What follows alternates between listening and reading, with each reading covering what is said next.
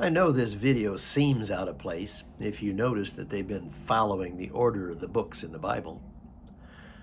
I've been creating these videos from a self-published book I wrote some time ago and just recently noticed that I totally left out the chapter on Daniel. I'm not going to leave it out of this video series. So, who was the wealthiest woman in the Bible? Pharaoh's daughter. She went down to the bank of the Nile and pulled out a little profit. Who was the most flagrant lawbreaker in the Bible? Moses.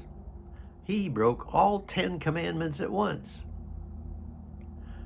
Here is an old hymn that challenges us to be like Daniel. It is titled, Dare to be a Daniel. Please, sing along with us.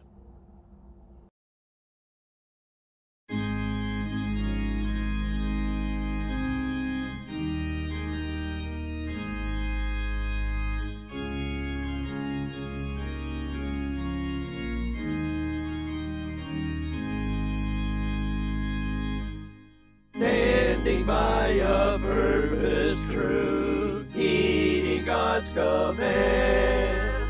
Honor them, the faithful few, all hail to Daniel's band. Dare to be a Daniel, dare to stand alone, dare to have a purpose firm, dare to make it known.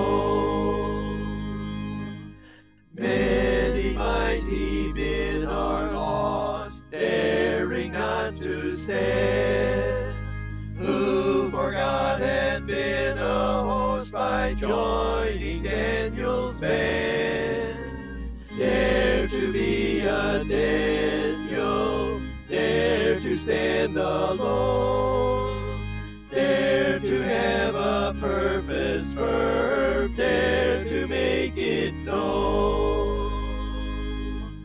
Many giants great and tall, stalking through the land, headlong to the earth would fall if met by Daniel's band.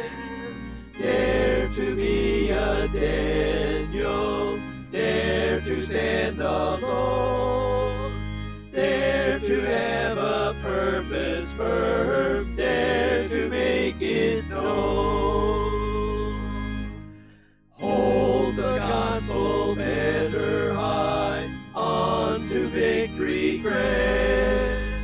Satan and his host defy and shout for Daniel's band. Dare to be a Daniel, dare to stand alone, dare to have a purpose firm, dare to make it known.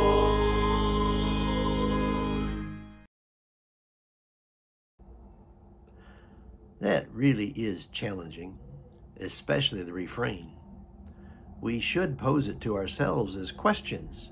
Do I dare to be a Daniel? Do I dare to stand alone? Do I dare to have a purpose firm? Do I dare to make it known? Here's what hymnary.org had to say about the author Philip P. Bliss. Philip P. Bliss was born in Clearfield County, Pennsylvania in 1838 and died in Ashtabula, Ohio in 1876. He left home as a young boy to make a living by working on farms and in lumber camps, all while trying to continue his schooling.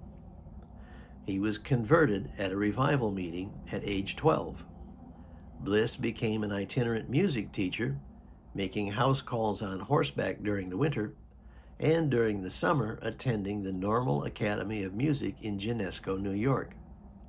His first song was published in 1864, and in 1868, Dwight L. Moody advised him to become a singing evangelist. For the last 2 years of his life, Bliss traveled with Major D.W. Whittle and led the music at revival meetings in the Midwest and Southern United States. Bliss and Ira D. Sankey published a popular series of hymn collections entitled Gospel Hymns. The first book of the series, Gospel Songs, was published in 1874. Bliss's tragic death at the age of 38 happened near the end of 1876. Philip P. Bliss and his wife were traveling to Chicago to sing for the evangelistic services led by Daniel W. Whittier at Dwight L. Moody's Tabernacle, but a train wreck and fire en route claimed their lives. Darren wanted to be with Daniel in the lion's den. Since I am sure lions don't eat cardboard or yarn, I did not object. Here is a short video of his encounter.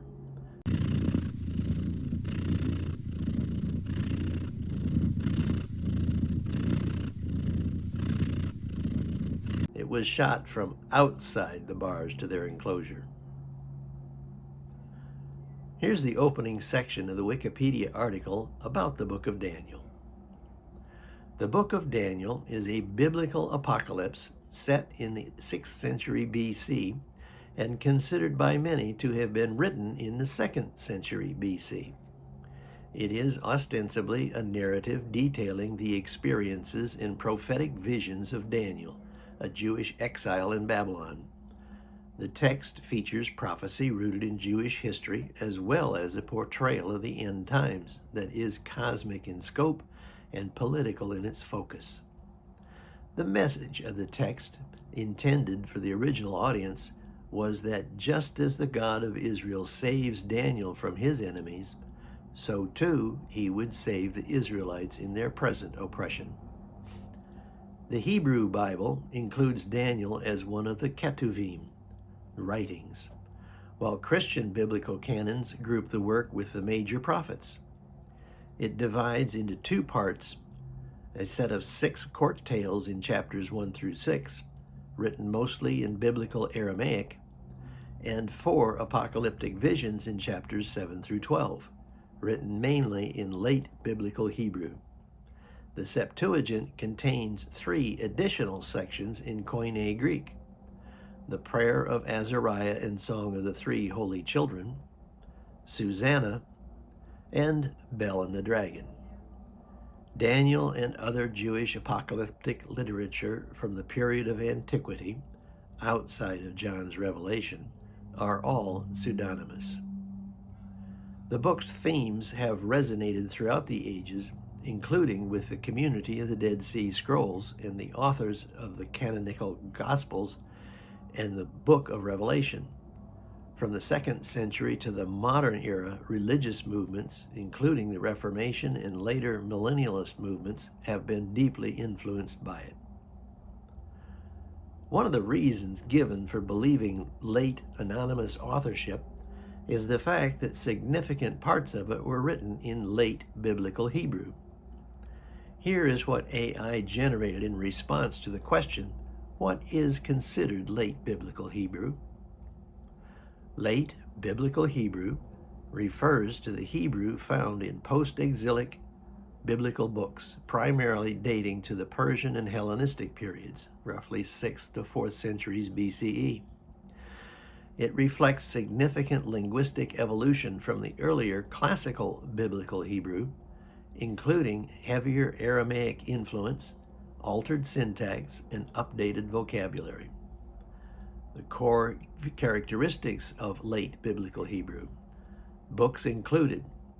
Late biblical Hebrew is most clearly identified in Ezra, Nehemiah, Chronicles, Esther, Ecclesiastes or Kohelet, and Daniel. Aramaic influence. The language shows heavy borrowing from Aramaic vocabulary and grammatical structures, reflecting Aramaic status as the lingua franca of the Near East at that time. Linguistic shifts. There is a transition in how verbs, pronouns, and sentence structures are utilized. For example, words like the standard kingdom, mamlaka, in earlier texts are often replaced by the Aramaic influence malchut in late biblical Hebrew. Methodology. Scholars such as Avi Hurwitz of the Hebrew University of Jerusalem defined late biblical Hebrew based on 3 criteria: its exclusive use in the historical late text, its contrast with earlier classical biblical Hebrew equivalents, and its appearance in extra-biblical texts from the same era. Academic debates on lateness. While many scholars use late biblical Hebrew as a strict chronological marker for post-exilic composition, the exact dating and categorization remain a subject of intense scholarly discussion. Some academics suggest that early and late Hebrew represent coexisting literary styles rather than strictly sequential time periods in the history of the language.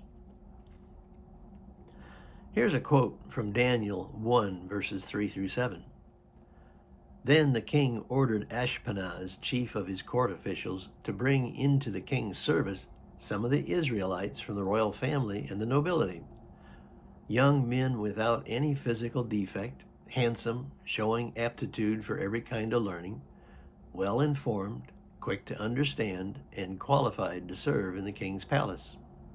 He was to teach them language and literature of the Babylonians. The king assigned them a daily amount of food and wine from the king's table. They were to be trained for 3 years, and after that they were to enter the king's service. Among those who were chosen were some from Judah: Daniel, Hananiah, Mishael, and Azariah.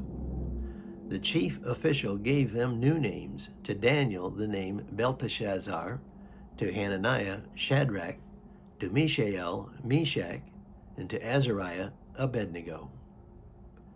As can be seen in that quotation, Daniel was educated early in his exile in the language and literature of the Babylonians. The language of Babylon was Aramaic. The Jewish exiles remained in Babylon for 70 years. At the end of that time, they all spoke Aramaic, and most of them could no longer read or write Hebrew. Ezekiel was one of those exiled to Babylon. His book was written in mostly classical biblical Hebrew, but included many of the linguistic changes associated with late biblical Hebrew. Late biblical Hebrew developed because of and during the exile, so the fact that large portions of the book of Daniel were written in late biblical Hebrew does not exclude Daniel from having written it. The Wikipedia article on the book of Daniel includes this sentence: Daniel and the other Jewish apocalyptic literature from the period of antiquity, outside of John's Revelation, are all pseudonymous. Pseudonymous means bearing or using a fictitious name, a pseudonym, instead of one's real legal name. Here is what AI generated about Jewish apocalyptic literature.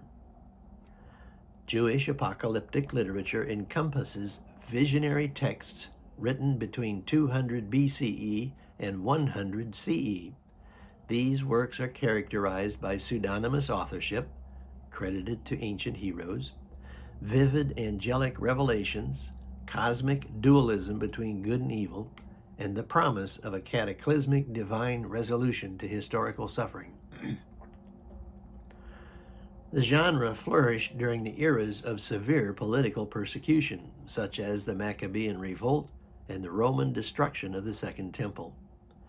Key writings include the Book of Daniel, the only apocalyptic book in the canonical Hebrew Bible, featuring visions of world empires and the ultimate vindication of the righteous. The Book of Enoch, or First Enoch, an extensive non-canonical collection of visions exploring fallen angels, cosmology, and the coming of the Son of Man. 4 Ezra, or 2 Esdras, and 2 Baruch, texts composed in the late 1st century CE that grappled deeply with the theological crisis of the Roman destruction of Jerusalem. I have a problem with their grouping the book of Daniel in with other apocalyptic literature. Notice they exclude John's Revelation from that group because we know who wrote it. John's Revelation has all the other earmarks of apocalyptic literature except anonymous authorship. I believe there is enough evidence to support the book of Daniel having been written by Daniel. I've mentioned before about the list of 351 prophecies of the coming Messiah that were all fulfilled by Jesus. Here's the link if you missed it the first time I showed it. It will take you to a 3-column chart. The first column shows where the prophecy occurs in the Old Testament. The second one gives a synopsis of the prophecy. And the third tells you where in the New Testament the fulfillment of it is documented. 12 of those prophecies come from the book of Daniel. To me, that is strong evidence that God was working very closely with whoever had their hand on the pen while that book was written. You can tell from the first 6 chapters what Daniel's character was like, and that he had a special, close relationship with the Lord. I would sooner believe God would work through a man like that than someone who feels the need to lie about their identity. Jesus also quoted from Daniel and called him a prophet. Matthew 24:15.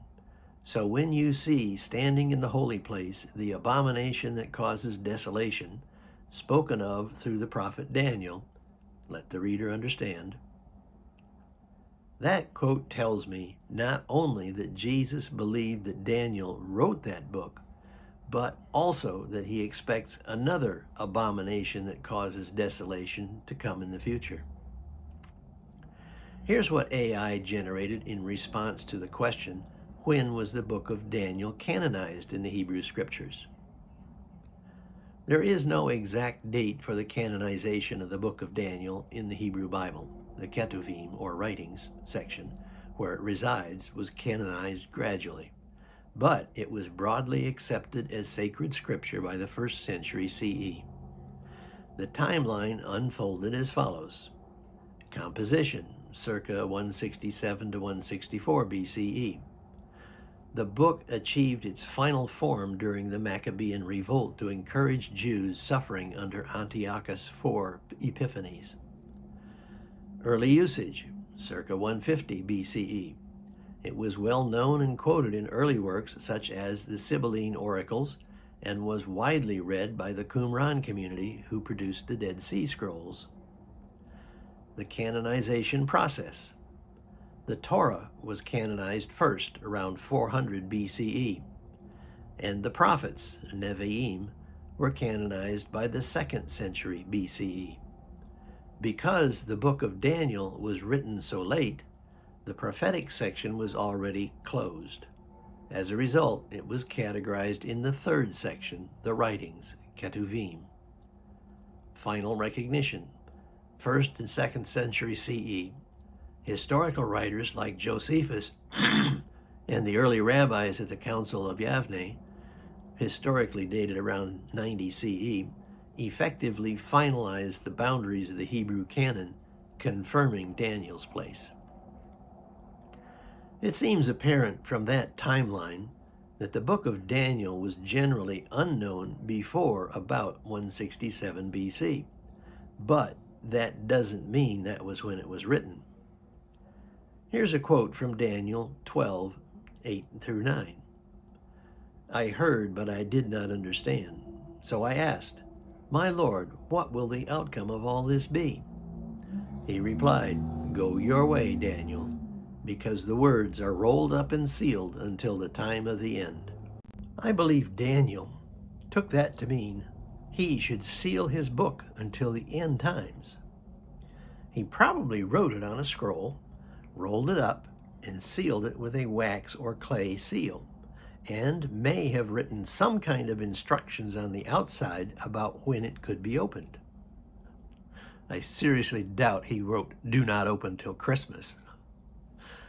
It would also have been pointless to just say, "Do not open until the end times," since no one would understand what that meant. If his instructions included any mention of the abomination of desolation from chapters 9, 11, and 12, anyone reading it would recognize it as what Antiochus IV Epiphanes did, including sacrificing a pig in the temple, and felt authorized to open the scroll. That would explain why it was unknown before then. Another argument those who support late anonymous authorship of Daniel point to are the prophecies in chapter 11. Apparently, they can easily see most of the ones concerning the king of the north matching what they believe from history about Antiochus IV Epiphanes, except the last two. Therefore, they imagine the anonymous author was writing historical accounts framed as prophecy, and then tried to, but failed to predict how it was going to end. They claim that the last battle with Egypt never happened, and that he did not die the way the book of Daniel describes it. Here are those two prophecies from Daniel 11, verses 40 through 45. At the time of the end, the king of the south will engage him in battle, and the king of the north will storm out against him with chariots and cavalry and a great fleet of ships. He will invade many countries and sweep through them like a flood. He will also invade the beautiful land. Many countries will fall, but Edom, Moab, and the leaders of Ammon will be delivered from his hand. He will extend his power over many countries. Egypt will not escape. He will gain control of the treasures of gold and silver and all the riches of Egypt, with the Libyans and Cushites in submission. But reports from the east and the north will alarm him, and he will set out in a great rage to destroy and annihilate many. He will pitch his royal tents between the seas at the beautiful holy mountain, yet he will come to his end, and no one will help him. Here's a quote from the Wikipedia article about Antiochus IV Epiphanes concerning that time period. In 168 BC, Antiochus led a second attack on Egypt and also sent a fleet to capture Cyprus. Before he reached Alexandria, his path was blocked by a single elderly Roman ambassador named Gaius Popilius Laenas, who delivered a message from the Roman Senate directing Antiochus to withdraw his armies from Egypt and Cyprus or consider himself in a state of war with the Roman Republic. Antiochus said he would discuss it with his council, whereupon the Roman envoy drew a line in the sand around Antiochus and said, "Before you leave this circle, give me a reply that I can take back to the Roman Senate."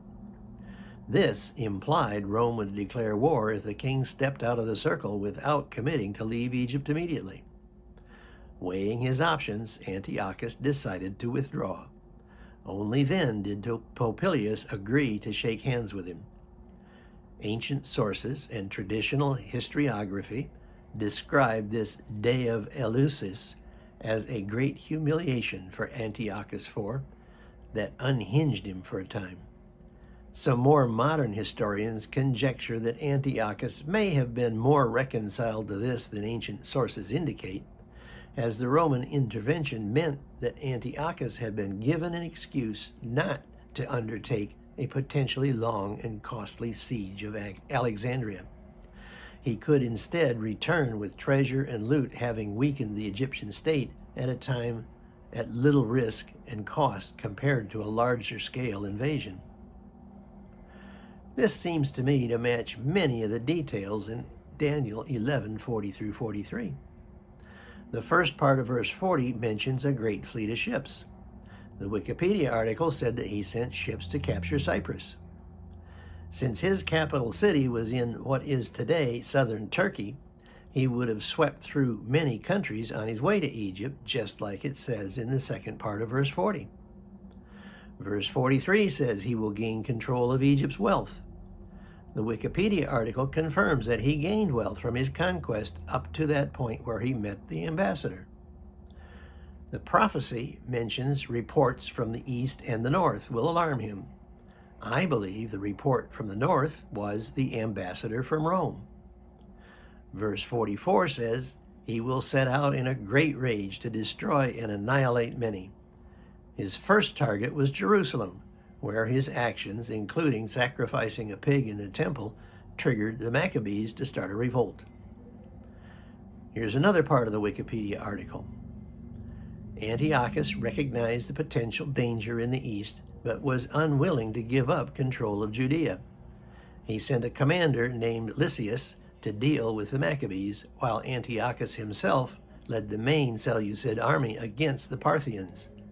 Antiochus had initial success in his eastern campaign, capturing King Artaxerxes and reconquering the kingdom of Armenia. His campaign went through Ecbatana, and he and his force attacked Persepolis, but were driven off by the populace. On his return home, he died at Isfahan in 164 BC. Verse 45 says he will pitch his tent near Jerusalem. I believe he did that, and it was there he decided to leave Jerusalem to his commander Lysias while he went to deal with the Parthians. The second part of that verse says, "Yet he will come to his end, and no one will help him." That verse is not saying that he will die in that tent. It is merely saying he will die soon, and he did. It seems apparent to me that Satan expends a lot of effort trying to cast doubt on the accuracy and reliability of Scripture. Too many people use their academic qualifications to add credibility to Satan's lies. I wish they would spend more time listening to God than the enemy. I do feel I should reiterate my disclaimer from earlier videos. Darren is not a real person, nor does he represent a real person. We do not have access to a DeLorean nor any other time travel device. The photos and videos shown as representing historical events were AI generated.